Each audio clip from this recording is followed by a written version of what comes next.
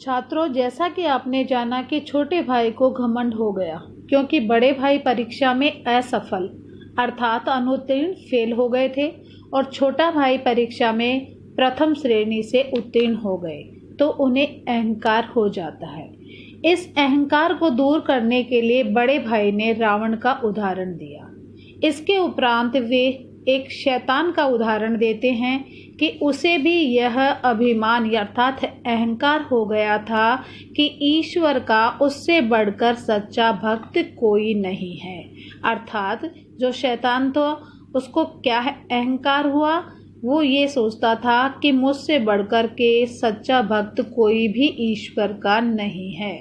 अंत में यह हुआ कि उस अहंकारी शैतान को स्वर्ग से नरक में ढकेल दिया गया। अर्थात जब शैतान को अहंकार हुआ तो उस समय शैतान जो थे वो स्वर्ग में थे, बाद में उनको नरक में ढकेल दिया गया। तो ये उदाहरण देकर वे अपने छोटे भाई का अहंकार दूर करना चाहते हैं। और फिर कहते हैं कि आपने तो सिर्फ एक दर्जा ही पास किया है और अभी से तुम्हारा सिर फिर गया। कक्षा तब तो तुम आगे पढ़ चुके हो, ये समझ लो कि तुम अपनी मेहनत से पास नहीं हुए, अंधे के हाथ बटेर लगी है।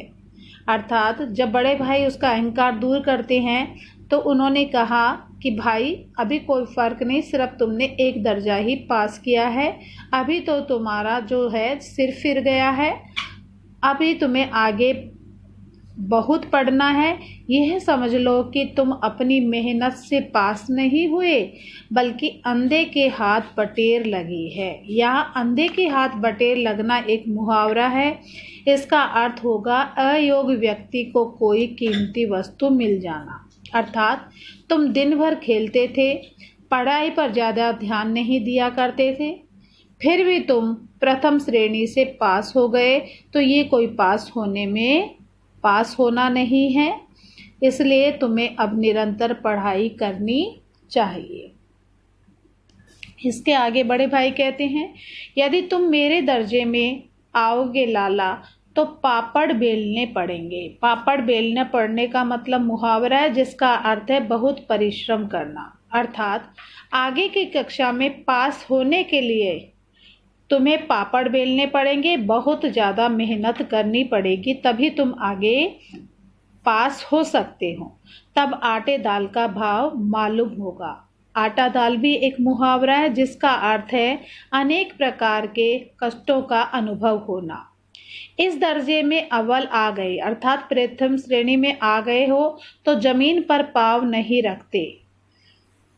तुम्हें अपने पर घमंड हो चुका है और तुम तो सोचते हो कि मैं इसी तरह से निरंतर पास होता रहूँगा। अर्थात तुम्हारी ज़मीन पर पाँव नहीं पड़ रही, ये गलत बात है।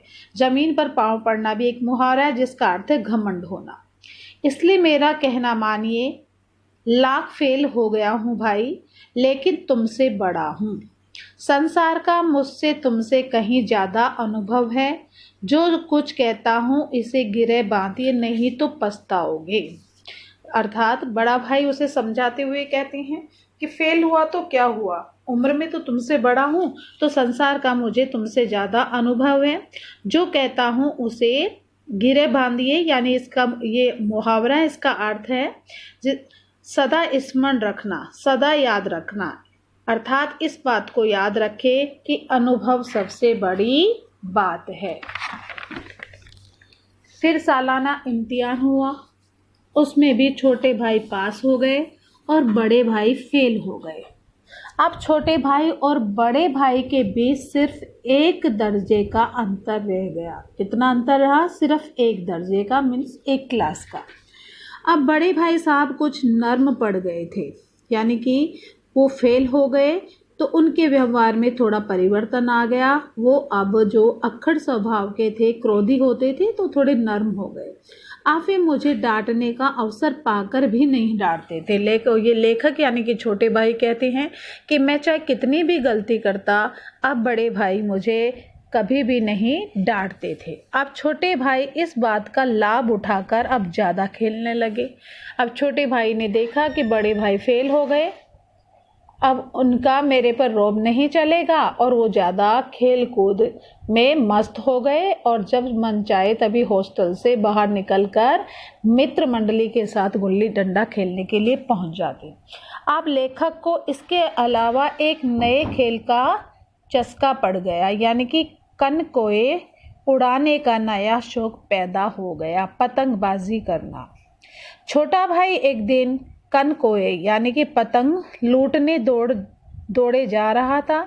सहसा छोटे भाई की मुठभेड़ बड़े भाई से हो गई, अर्थात बड़े भाई बाजार से आ रहे थे और छोटा भाई पतंग के पीछे भाग रहा था, तो वह अपने भाई से भिड़ा। वे बड़े क्रोधित होकर, अब बड़े भाई ने अपने धैर्य का धारण न करके उग्र स्वभाव से क्रोधित होकर बोले, शर्म नहीं आती?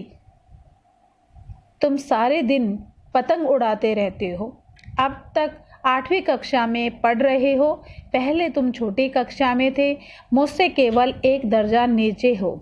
तुम यह सोचते हो कि भाई सिर्फ एक दर्जा आगे है, अब उन्हें मुझे कुछ कहने का अधिकार नहीं है, यह तुम्हारी गलती है। अर्थात तुम गलत मार्ग पर चलोगे, रास्ते पर चलोगे तो मैं तुम्हें टोकूंगा, क्योंकि मेरा ये अधिकार है कि मैं तुम्हें सही मार्ग पर लेकर आऊं। मैं तुमसे 5 साल बड़ा हूँ।